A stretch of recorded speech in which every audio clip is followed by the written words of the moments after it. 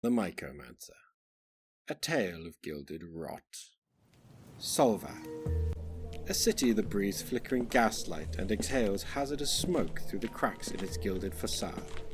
Swing and laughter spill from open parlour doors, drowning out the lonely weeping of violins echoing in the dark. Velvet-draped aristocrats sip absinthe beneath brass chandeliers, toasting to futures they do not know are already rotting.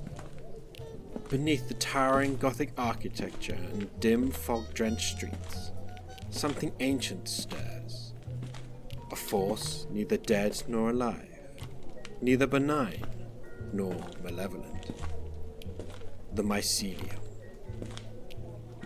Not merely an ecosystem, but a consciousness.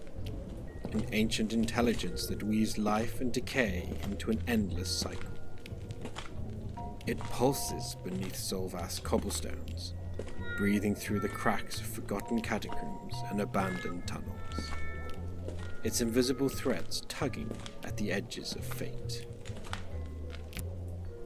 And in the heart of the city, one being feels its presence more intimately than any other. Once, he had a name that carried weight in academic halls. A scholar driven by sleepless ambition and a hunger for the truth.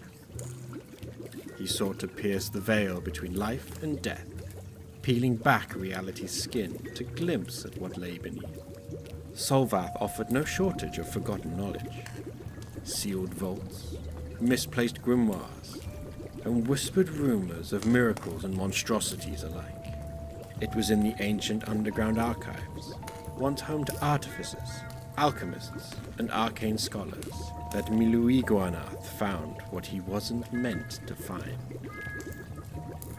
He encountered the mycelium. What began as research soon turned into obsession. The elves sought commune with this strange force, believing it to hold answers beyond the arcane. Answers about life, transformation, and connection. The more he uncovered, the more the mycelium responded. It wasn't just a force of nature. It was a force for change, and it hungered for unity. After months of study and preparation, he performed the ritual that would bind them. Standing before a swirling Erlenmeyer flask filled with golden liquid thick with potential, he did not hesitate. As it touched his tongue, the world shifted. The air grew dense with spores. The walls of his study pulsed, alive with unseen breath. Darkness bloomed in his veins as the mycelium wound through them like whispered promises. Flesh reshaped, thought deepened. The mycelium had chosen him, not as a host, but as a voice, an emissary. His name, once spoken with respect, became a cautionary whisper. Colleagues recoiled, patrons withdrew. The very people who once chased knowledge alongside him now feared what he had become. Monstrous. And so, he disappeared into the shadows beneath Solvath, into the places the city pretended not to see. The tunnels stretched vast and silent, damp with condensation, aglow with bioluminescent spores. Here, in this quiet cradle of decay, he listened. The city above whispered through fungal growths, its secrets carried on the damp stone. He was no longer Mycomancer. He had become something else, and he was not alone. First, they came as whispers. Others like him, scholars cast aside, artists who wove dreams from shadows, dancers unfit for the gilded stage, but who moved like deities in hidden parlors, outcasts, misfits, visionaries, those who slipped through society's cracks. The whispers became meetings. The meetings grew into gatherings. Thus, the Spore Society was born, a living, breathing extension of the mycelium itself, hidden in plain sight in the cracks of an opulent facade of a 1920 socialite club manor. And the elf? He shed his old name for one that better fit the glow of this new age.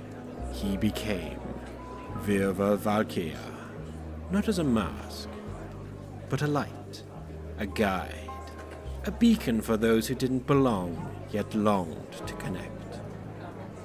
Within the Spore Society, the members, called sporelings, are not judged by wealth, beauty, or status. They are welcomed for their creativity, their curiosity, and their desire to forge bonds deeper than what the surface world permits. They gather to share passions, ideas, and truth. They gather to be seen for who they are beneath the mask. Bound by the same threads that connect VirvaValkea to the mycelium, they are not merely members of a club. They are part of something greater, a quiet revolution. VirvaValkea continues to lead the Spore Society, but his reach now extends beyond the underground. In the digital age, he has found a new way to connect.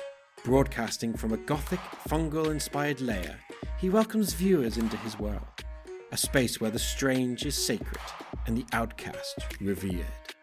His content is more than performances. They are sanctuaries for deep thought and warm laughter, where discussions can drift from the whimsical to the profound, in the space of a breath. In VirvaValkea's digital domain, connection is the mycelial system that nourishes all. You've felt it, haven't you? That low hum beneath your skin, the sense that the world does not mold itself to you, and that you exist slightly askew from what it calls normal. You are not broken, and you are not alone. The mycelium stirs beneath your feet, and somewhere, in a quiet, hidden room, a fungi radiating a warm and steady glow is waiting for you. Come in, take a seat, and tell your story. VirvaValkea and the Spore Society are listening.